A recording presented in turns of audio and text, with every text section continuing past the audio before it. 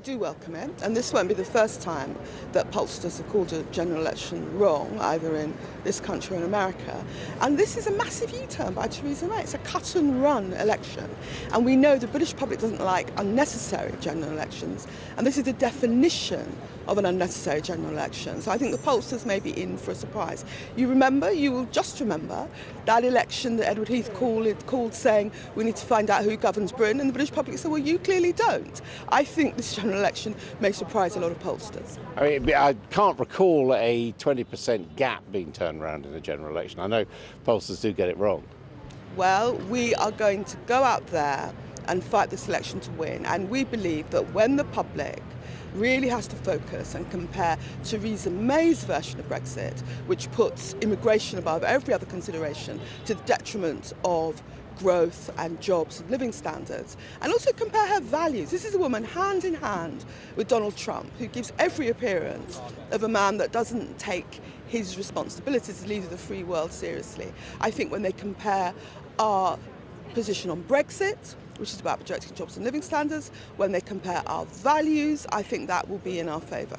On the principle, though, of seeking a stronger mandate to deal with the Brexit question, I mean, I know you don't like her position, but, I mean, she's right, isn't she, that it is a bit delicate at the moment. She has to rely on your support, so she needs to get support from her own party.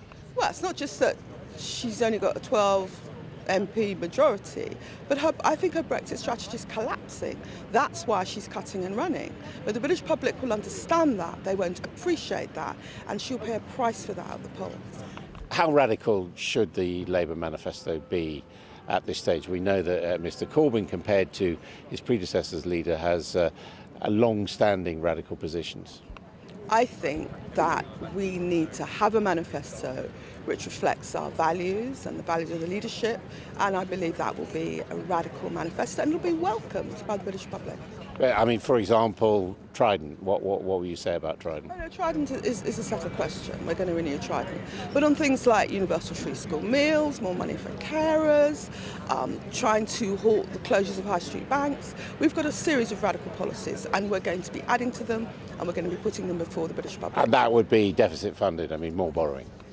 Not necessarily deficit funding. I mean, there are ways, some of the tax cuts that the Tories had proposed, we wouldn't put them through, and we would spend that money on the people's priorities.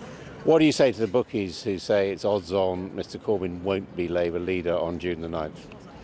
I say they're wrong. I say we're fighting this election to win, and Jeremy would be leader on the 9th. And the next Prime Minister? And the next Prime Minister. Diane Abbott, thank you very much indeed.